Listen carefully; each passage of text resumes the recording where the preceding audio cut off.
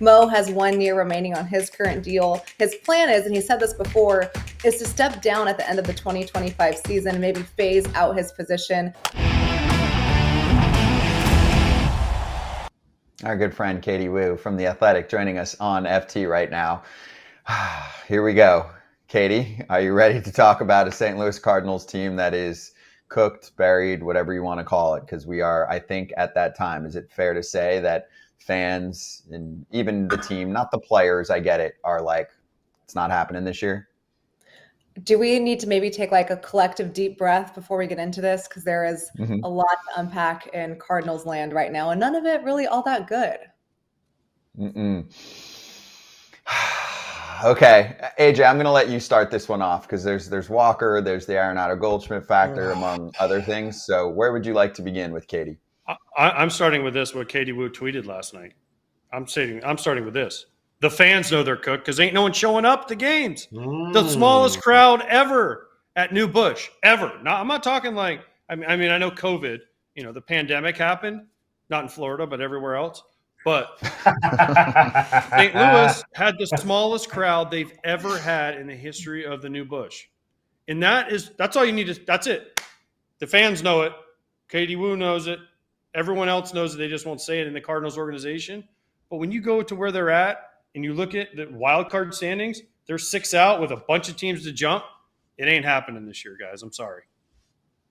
Yeah, it's tough. That 30,000 right there, that's just paid attendance, guys. It was nowhere close to reflective of the amount of fans actually in the stadium. And it's like an unseasonably beautiful time in St. Louis right now. 75 degrees, big division showdown, at least on paper, right? With the Brewers coming into town. And there was virtually nobody there. And this has been, from the eye test, the least attended Cardinals season that I think in the last 10 years, COVID season aside. So, the fans know it. They're like, this is not a product that we feel like we should be supporting right now. They're frustrated. They're angry. This is what happens when you have such a passionate fan base in St. Louis, when you have such a historic ball club rich in tradition. When you can't, or when you're not performing up to those standards, the fans notice. It was really sad all around at Busch Stadium yesterday. From the attendance or lack thereof to the performance to the end result, it was just a sad state of affairs, and it's been that way all month for the Cardinals. You thought they'd be a second half team, had a good deadline, made some good moves. They've lost 12 of their 17 games this month, and they're all but virtually done. So what do fans not want to come out to watch? Is it the aging sluggers? Is it the lack of continuity in a lineup that – I get it. They've tried to mix and match everything, but maybe the mixing and matching has hurt them. Or is it just the fact that, the two key pieces that you thought were going to be in this lineup are having underperforming career years? I think it's a little bit of everything. I think everything you just said probably plays into a fan's decision to not attend. But think about it. The Cardinals are fresh off a season where they finished 20 games under 500, their worst season in 30 years. And if you're a fan base, you can think, okay, under President of Baseball Operations John Mozeliak's tenure, they've had one losing season in like 17 years. That is pretty impressive. But when you're also the St. Louis Cardinals and you're a Cardinals fan and you're accustomed to winning and performing well, you're thinking that horrible season is an anomaly and you'd like to see some change. Well, I don't think the 2024 season brought much like substantial change. Yes, they went out and they got the pitching staff that they needed. They did nothing to address the offense because they didn't think they needed to. In hindsight's 2020, they clearly needed to. But if you're a fan, you're thinking, okay, yeah, this is somewhat better than last year's season. But, come September, this team's probably going to be in the same spot. There's virtually nothing to root for at this point. You're a fan, you're fed up. There hasn't been a lot of change. You would think after the most embarrassing season in 30 years for the organization last year, there'd be more of a sense of urgency to right the ship. But this is the Cardinals, and they've always been, at least in the last 3 or 4 years, reactionary instead of going out there and creating something ahead of time. So I think what you're seeing is fan anger, or in some cases fan apathy, because they just don't feel like changes are going to be made. Okay, well then let me ask you this: I just went through their lineup before you came on here. Like, did Paul Goldschmidt just get old real fast? Like, Nolan Arenado is a better player than this. I know he was a little bit down last year, but he's still a great player. Wilson Contreras is still doing his thing. Like, did they just get old real fast? Because they do have some young guys in this lineup. They brought in, Matt Carpenter to make a difference. And do they need homegrown stars? Do they need Adam Wainwright, Yadier Molina, those type of guys in order to get the Cardinal fans excited again. I don't think so. I think what the Cardinals need or what fans want to see is just a winning product. And it's disappointing. Look, Paul Goldschmidt last night, that was a tough at bat. I can't remember the last time. I think it's unfathomable, really, that Lars Nootbaar was intentionally walked to load the bases for Paul Goldschmidt. And he strikes out, and it's disappointing because, nobody is wearing that harder than Goldschmidt. Nobody's wearing his down season like Arenado is. These guys have crafted their careers on being excellent all of the time. And these are the cornerstones that are supposed to pace the offense and pace the club. And they'd be the first to say that they haven't done that this year. Then that creates a trickle-down effect because how are you, if you're Goldschmidt or Arenado, expected to go and lead these young guys when you can't back up what you're saying, at least to your ability? So it creates this trickle-down effect. And there's some young talent. Mason Wynn's had a great rookie year. I really like what the club has seen out of Alec Burleson. I think it can be a true impact bat. But in the grand scheme of things, 1 to 2 exciting players doesn't really do much to deter from the overall disappointment of what the season is shaping up to be. Jordan Walker. I thought when he got called up, and maybe I'm not just tied in enough with the Cardinals, when he just got called up the most recent time, he was going to be up here and this was going to be his chance, and he gone. Back down in the minor leagues again. Through the good times and the bad, Katie, I'll add to this. 4 games, 1 for 11. I'm just curious. They said they don't want him to just sit. That's fine. But what was the plan? The plan was let's give him 4 games and send him back down. There's no way that makes sense. Yeah, this one it's going to take a minute to explain. And the reason that it's going to be so complicated is because it's just an example of how desperate the Cardinals have become to generate some sort of offense. It's simply the state of where they are right now, right? They're 12 games back in the division, 6 games out of the playoffs picture in general. They just have not been a good club in August, and it's more or less tanked their season.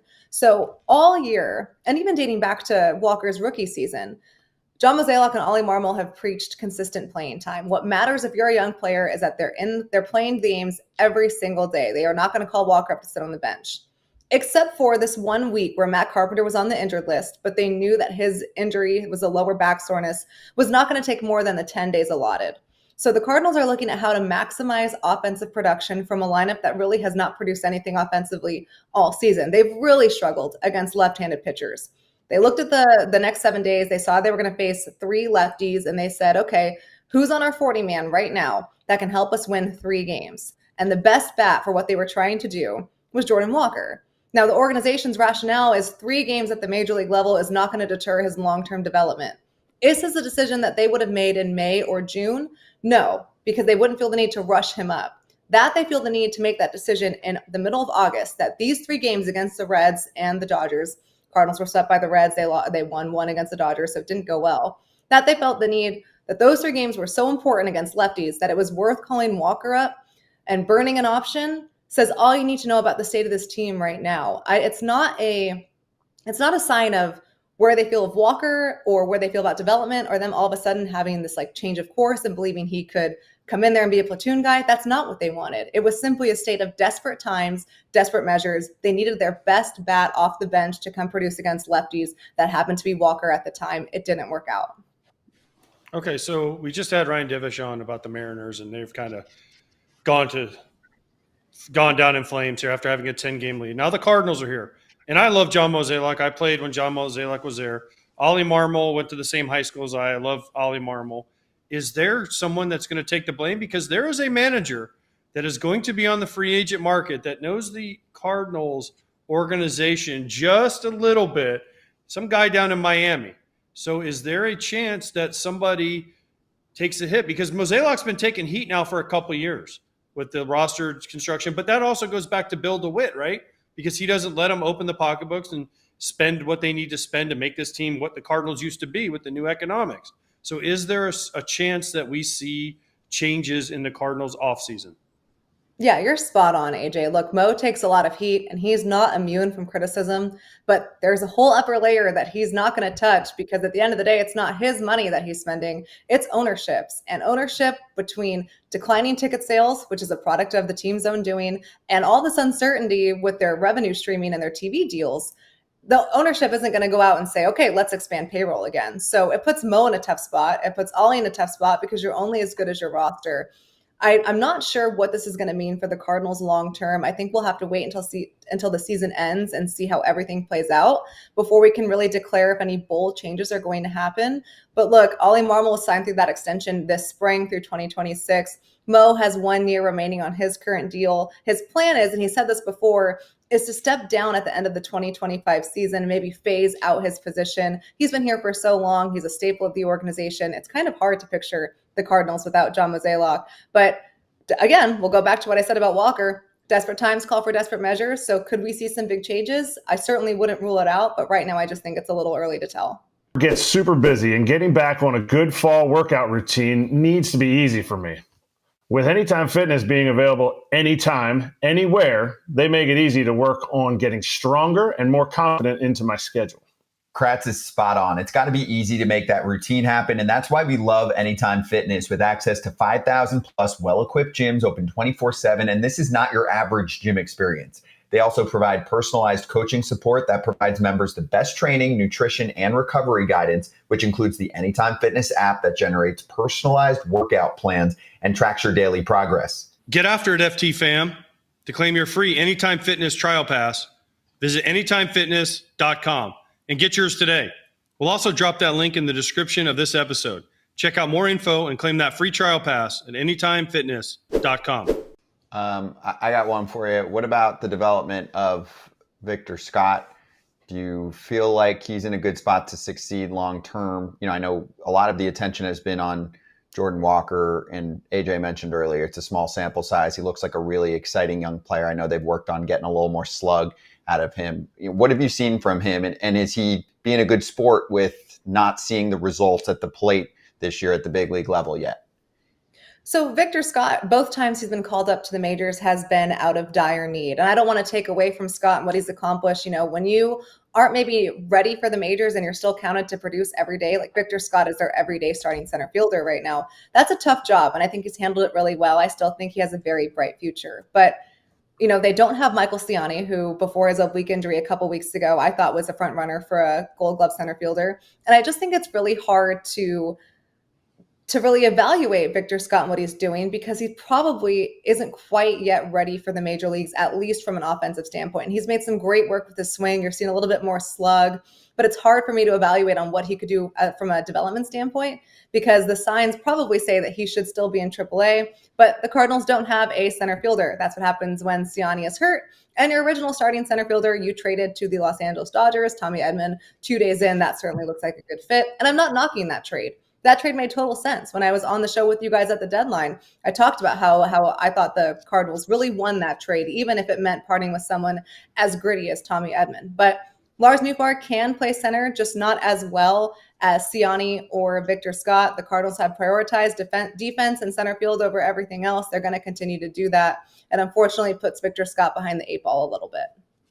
Okay, so I mean, we can name. There's too long of a list of outfielders the Cardinals could have right now if they didn't trade him away or make decisions or whatever they want to do. You know, Tyler O'Neill, Arozarena. The list is way too long to even go there. Add Tommy Edman to that list. But I want to ask you this before we let you go: will the Cardinals open up the purse, the pocketbook, the wallet, whatever you want to call it, and go out and spend what they need to spend to allow John Mozeliak and whoever, if it's Ollie Marmol, hopefully it is, the manager, to put together a team that Cardinals fans will be excited about? Goldschmidt's a free agent. He's probably coming off the books, right?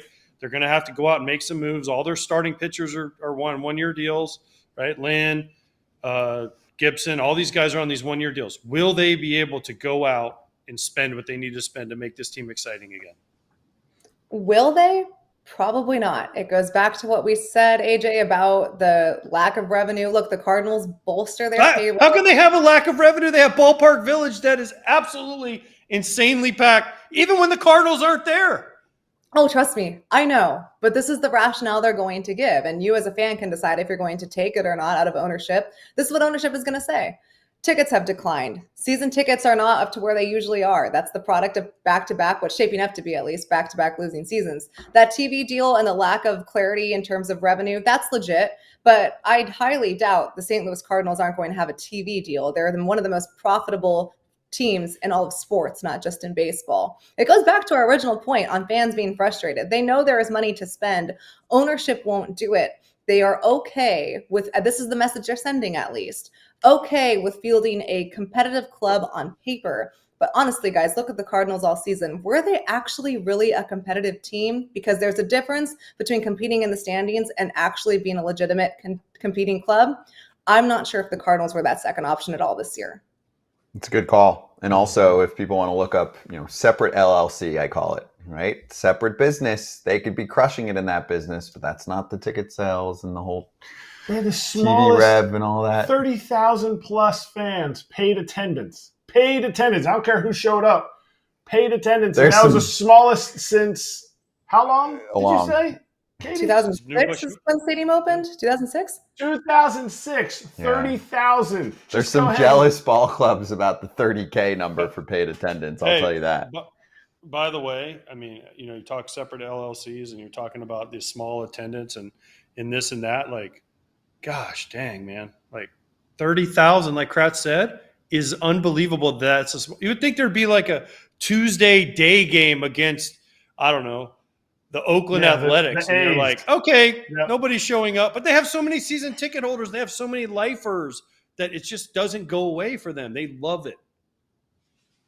Yeah. Pick your favorite music artist. And if you were like, they only sold 30,000 tickets, you'd be like, I'm sorry, what? Besides, the top few. But anyway, Katie, thank you. Appreciate it. I think a good therapy session for Cards fans to sink into for a little bit. And we'll catch you down the line, all right?